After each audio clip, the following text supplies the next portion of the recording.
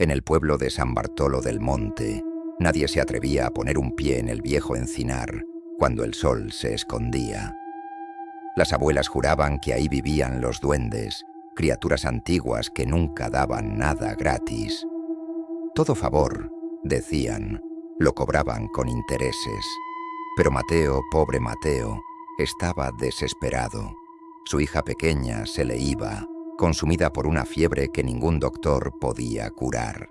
Los médicos ya no le daban esperanzas, solo gestos de resignación.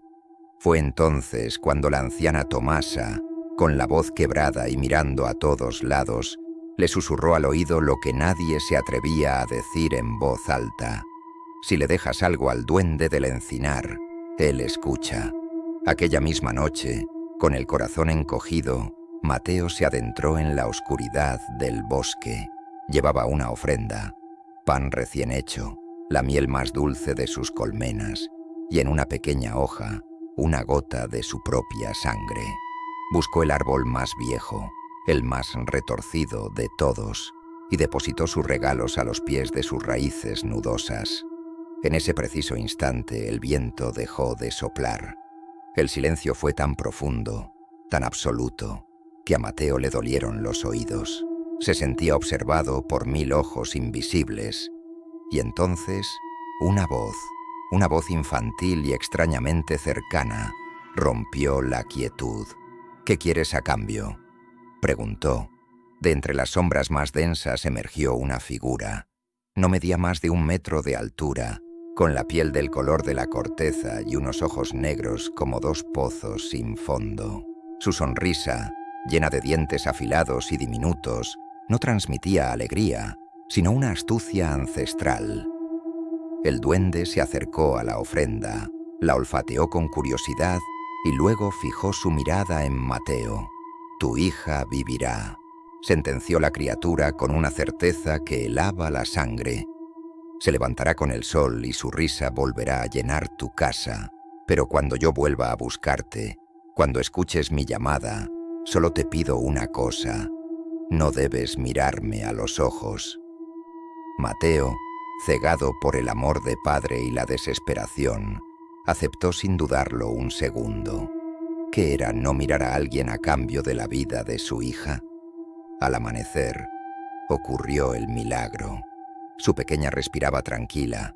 El sudor febril había desaparecido.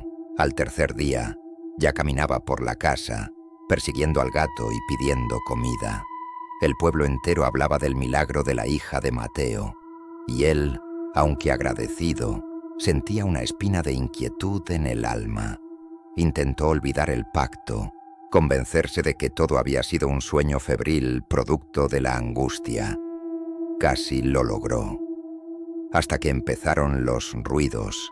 Al principio eran sutiles, pasos pequeños y rápidos sobre el techo de tejas en mitad de la noche. Risas ahogadas, como si alguien se tapara la boca, que parecían venir de detrás de las paredes. Y lo más perturbador, huellas húmedas y diminutas que aparecían alrededor de su cama cada mañana, como si alguien lo hubiera estado observando mientras dormía. Mateo barría las huellas y se repetía que solo era la humedad, la casa vieja. Pero sabía que se estaba mintiendo. El miedo empezó a crecer en su pecho, una enredadera fría que le oprimía el corazón. La 7ª noche llegó. Una noche sin luna, oscura como la boca de un lobo. Mateo no había podido dormir. Estaba sentado en la cocina, con una vela como única compañía, cuando un golpe seco resonó en la puerta. Toc, toc, toc. Unos nudillos pequeños, pero insistentes. Y luego, esa misma voz infantil, ahora distorsionada por la madera, le susurró su nombre. «Mateo, ya volví». El cuerpo entero se le paralizó. Recordó la advertencia, la única condición del pacto: no mirar, nunca mirar. Se levantó temblando, con cada músculo de su cuerpo gritándole que no abriera, que huyera. Pero un trato es un trato. Con la cabeza gacha, mirando fijamente sus propios pies, avanzó hacia la puerta. Al girar el picaporte, un olor denso y nauseabundo lo golpeó. Una mezcla de tierra mojada, hojas podridas y algo más, algo parecido a la carne vieja. Mantuvo la cabeza baja, la vista clavada en el suelo de madera. Podía sentir la presencia de la criatura frente a él, pequeña pero inmensamente poderosa. El silencio se alargó, cargado de una tensión insoportable. ¿Sabes cuál fue el trato completo, Mateo?, susurró el duende, su voz ahora justo al lado de su oído. Hicimos un pacto, sí, pero los detalles son importantes. Mateo sintió unos dedos fríos y huesudos posarse en su barbilla, obligándole a levantar la cara lentamente. Se resistió con todas sus fuerzas, apretando los párpados, pero el agarre era férreo, implacable. «Prometiste darme algo tuyo a cambio de la vida de tu hija», continuó la voz, regodeándose en su miedo. «Nunca dijiste el qué, así que yo elegí». El pánico se apoderó de Mateo. Lentamente, contra su voluntad, alzó la vista, y entonces lo vio. Los ojos del duende no eran negros, eran dos esferas reflectantes, dos espejos que no devolvían su imagen, sino un horror indescriptible. Dentro de aquellos ojos, en un paisaje de pesadilla y oscuridad, vio a su hija.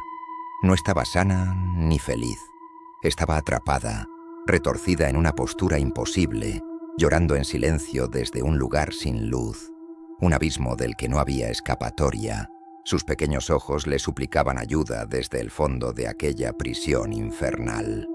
El trato no había sido por un recuerdo o un favor futuro. El duende había cobrado el precio más alto. Se había llevado su alma, su esencia, dejándola atrapada para siempre en su mirada. El grito de Mateo fue un desgarro que rompió el silencio de la noche y despertó a todo el pueblo de San Bartolo del Monte. A la mañana siguiente, cuando los vecinos se atrevieron a acercarse, encontraron la puerta de la casa de Mateo abierta de par en par. La casa estaba vacía. No había rastro ni de él ni de su hija. Solo encontraron, marcadas en el polvo del suelo, las huellas de unos pies pequeños que entraban, pero ninguna que saliera. Desde entonces, la leyenda cambió en San Bartolo. Ahora dicen que cuando se escucha la risa de un niño jugando solo en el viejo encinar, no es que esté solo, es que está aprendiendo a negociar. Y los duendes, como siempre, están escuchando, esperando a que alguien desesperado venga a ofrecer un trato. Gracias por acompañarme en esta historia. Si te gustan las leyendas de terror, no olvides suscribirte y activar la campanita para no perderte la próxima. Nos vemos en la oscuridad.